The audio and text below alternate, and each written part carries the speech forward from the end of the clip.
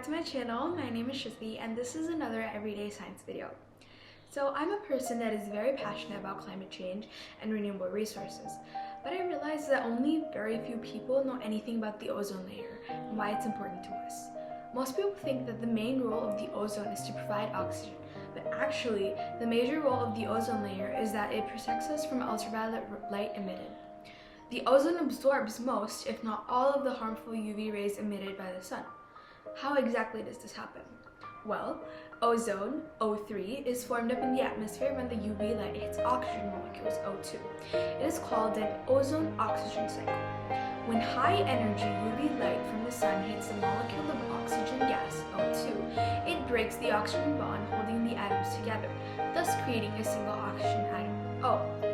In this process, the oxygen absorbs some of the UV light, but still leaves a significant amount of UV light, which is where ozone comes in. Now bear with me.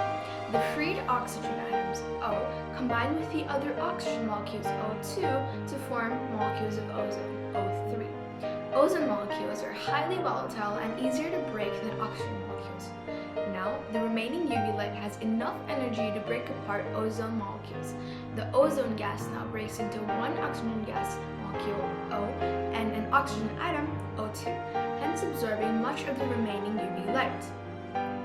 The absorption of UV light is an exothermic reaction, and oxygen and ozone convert UV light into heat, which is the definition of an exothermic reaction.